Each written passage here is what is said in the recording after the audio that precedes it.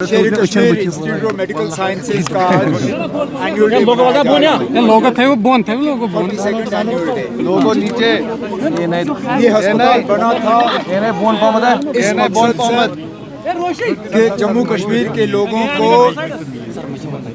इलाज हासिल करने के लिए पीजीआई, एम्स वगैरह जाने की ज़रूरत ना पड़े। और इस अस्पताल में जम्मू कश्मीर के लोगों की बहुत खिदमत की है, लेकिन कुछ कमियां हैं, कुछ कमज़ोरियां हैं, जैसे कि आज प्रोग्राम के दौरान डायरेक्टर साहब ने भी उनका जिक्र किया।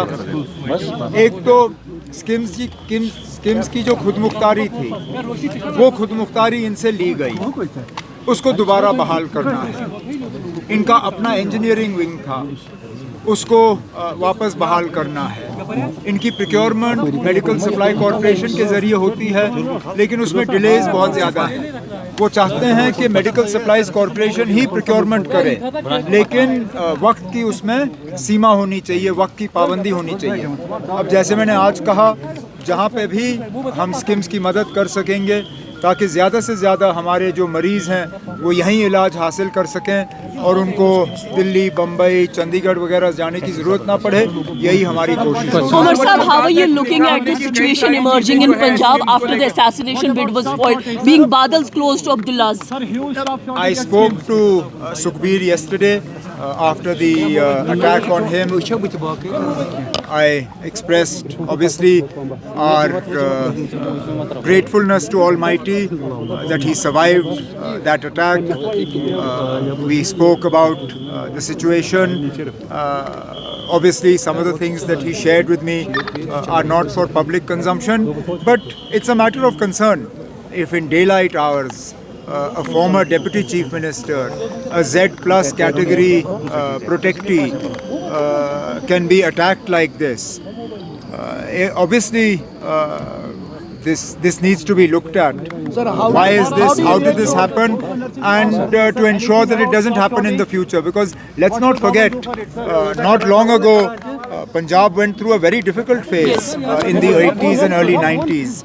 And God forbid we see something like that again. So as we have seen this holiday especially जो कि अब नहीं है, शेख साहब की क्या कोई नहीं, फिर होगा ना, फिर होगा। कई सारे और भी डेट्स हैं जो सर मालूम है, कई सारे और भी डेट्स हैं, लेकिन अब हमें बड़ी लड़ाई लड़नी है। सुनिए ना, हमें फिलहाल बड़ी लड़ाई लड़नी है, और वो लड़ाई जम्मू कश्मीर को दोबारा रियासत का दर्जा हासिल हो, हमें वो लड़ाई लड़नी है। हम उम्मीद करते हैं कि वज़ीर आज़म साहब ने जो जम्मू कश्मीर के लोगों के साथ वादा किया, हमारे साथ नहीं, जम्मू कश्मीर के आवाम के साथ, पार्लियामेंट इलेक्शन के दौरान और उसके बाद असेंबली इलेक्शन के दौरान, इन दोनों इंतखाबात में जम्मू कश्मीर के लोगों ने बढ़ चढ़ के हिस्सा लिया। कहीं पे भी शिकायत नहीं आई कि उनको मजबूरन पोलिंग बूथ में लेके उनसे वोट डलवाए गए। अपनी मर्ज़ी से गए और उन्होंने इस इलेक्शन को कामयाब किया, इस उम्मीद के साथ कि उनके साथ जो वादे किए गए, बिलखसूस रियासत का दर्जा वापस मिलने का, वो हमें वापस मिलेगा। अब वज़ीर आज़म साहब, होम मिनिस्टर साहब महाराष्ट्र, झारखंड, इन चीज़ों में थोड़े बिजी थे, अब उनको वहाँ से फुर्सत मिली है, तो अब उनसे बात की जाएगी ताकि जल्द से जल्द जम्मू कश्मीर को रियासत का दर्जा वापस मिले।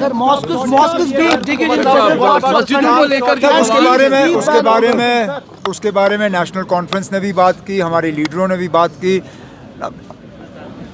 इस मुल्क में हर किसी मज़हब के लोगों को रहने की खुली छूट है। हमारे आईन में एक लफ्ज़ है सेक्युलर, जब तक वो लफ्ज़ हमारे आईन में है, उसका मतलब ये है कि हमारा मज़हब कोई भी हो, या हमारा मज़हब अगर हम किसी भी मज़हब को ना माने, तब भी हमारा इस मुल्क में आज़ादी से रहने का हक़ है। अब ये क्यों एक सोची समझी साजिश के तहत हमारे दरसगाहों को, हमारी मस्जिदों को टारगेट करने की कोशिश की जा रही है? मैंने बार बार ये कहा है, ठीक है ना, आप कहते हो आप मुसलमानों को अपीज़ नहीं करोगे, मत करिए अपीज़, हम अपीज़मेंट नहीं मांगते, लेकिन अपीज़मेंट ना करने का मतलब ये नहीं है कि आप हमें निशाना बनाइए। Don't target us in the name of not appeasing us, don't victimise us. going after our mosques, going after our shrines, going after our way of practicing our religion, you are victimizing us. And this is not the India that Jammu and Kashmir was a part of. This is not the India our founding fathers envisaged. This is not the India that has the word secular in its constitution. जब तक है इसको secular रखिए, अगर नहीं रखना है तो चलिए ना, आप पार्लियामेंट से अगर इसको निकाल सकते हैं निकालिए, फिर क्या है.